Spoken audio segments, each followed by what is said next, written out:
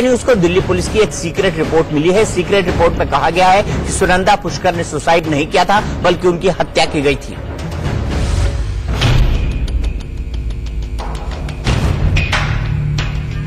Sunanda Pushkar case में सबसे चौंकाने वाला खुलासा। सुनंदा ने सुसाइड नहीं किया था, सुनंदा का हुआ था मर्डर।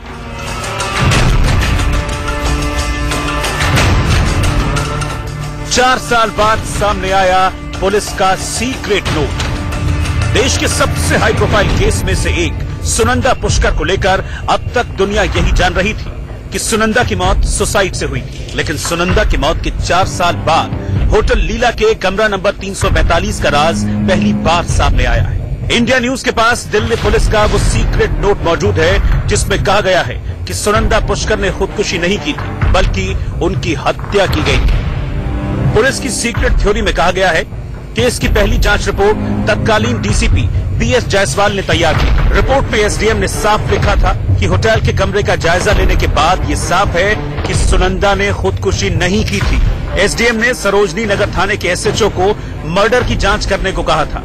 पहली ऑटोप्सी रिपोर्ट में सुनंदा पुष्कर की मौत की वजह जहर बताया गया था। सुनंदा पुष्कर के शरीर पर चोट और इंजेक्शन के निशान पाए गए थे।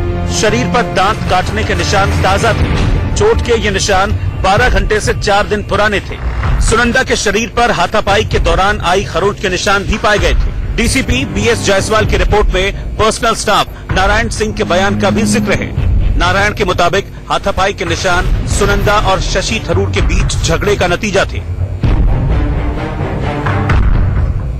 Investigation is on and Delhi police is handling the case professionally.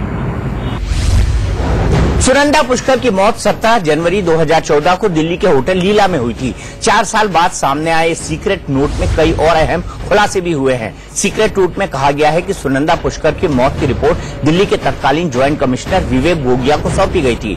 Report के आगे गृह मंत्रालय में पेश करना था। इस बीच दिल्ली पुलिस के तत्कालीन कमिश्नर वीएस बस्सी ने केस क्राइम ब्रांच को ट्रांसफर कर दिया, लेकिन ज्वाइंट कमिश्नर गोगिया ने अपने प्रभाव का इस्तेमाल कर केस वापस अपने पास ले लिया। इसके महीनों बाद तक इस केस में कोई नतीजा नहीं निकला। इस सीक्रेट नोट में पोस्टमार्टम रिपोर्ट, केमिकल, बायोलॉजिकल और फिंगरप्रिंट्स रिपोर्ट्स भी शामिल है, जिसके मुताबिक सुनंदा की हत्या की गई थी। बावजूद इसके पुलिस ने महीनों तक मर्डर का केस दर्ज नहीं किया।